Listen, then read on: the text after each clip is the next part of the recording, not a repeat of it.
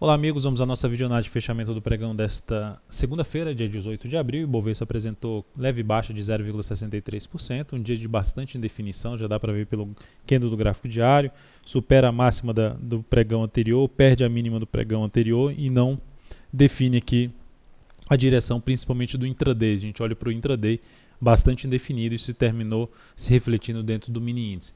Se a gente olhar ainda para o Ibov, a tendência é de alta de curto prazo, conforme já comentado na semana passada, nesse rompimento aqui de topo.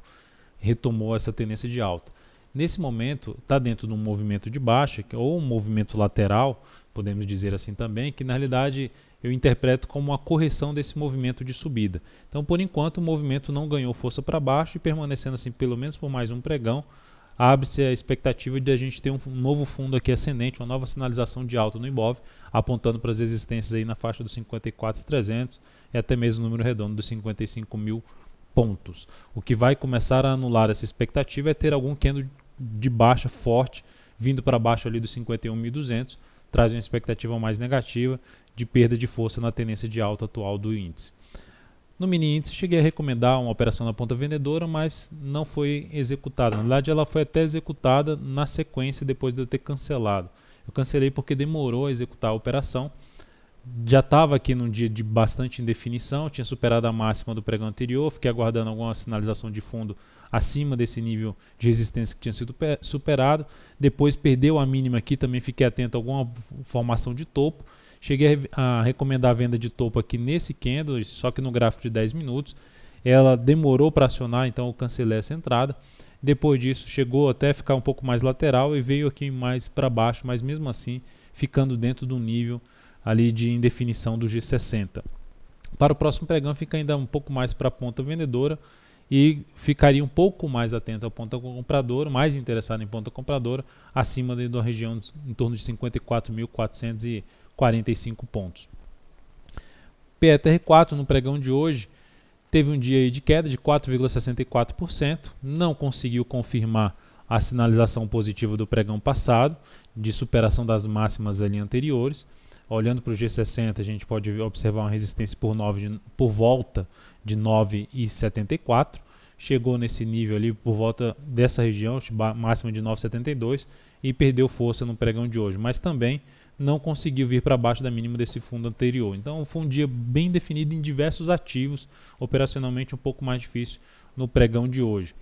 Segue dentro aí de uma movimentação de correção desse movimento de subida, enquanto não ganhar muita força para baixo, tiver mais um pregão aqui sem vir muito para baixo, principalmente não voltar para baixo dos 8,50.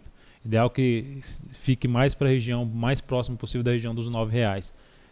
Ficaria mais atento para quê? Para compra no decorrer dessa semana de fundo ascendente, ou compra de swing trade em cima da PETR4. A superação da máxima de hoje reforça a chance desse ativo passar a trabalhar acima dos R$10, superar aí a máxima da semana passada, os R$9,83, ficando um pouco mais para a operação de day trade na ponta compradora. Na Vale 5, o dia foi de alta de 1,96%, mas segue aqui com esse forte movimento de subida, gerou uma sinalização de baixa, para mim ainda está dentro de um movimento de baixa. Se conseguir ter mais um pregão aqui para cima, superando a máxima de hoje, 14,84, começa a quebrar essa sequência de baixa aqui, essa movimentação para baixo, e abrindo um novo movimento de subida.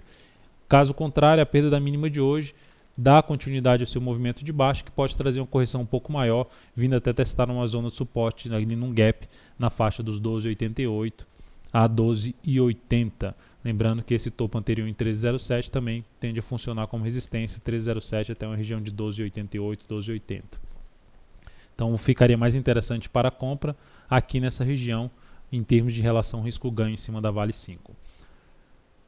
CTIP 3.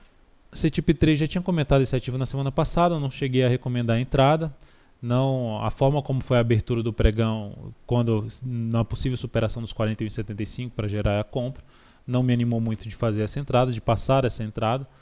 Para o próximo pregão, ficaria atento também na possibilidade de abertura aí favorável para buscar ali uma superação dos 41,42, que seria uma forma de entrada ainda de um fundo ascendente em cima de um patamar de antiga resistência, um patamar que tende a estar funcionando nesse momento como suporte. Então, se não ganhar muita força para baixo, ficaria mais para essa possibilidade de compra aí a favor da tendência em CTIP 3.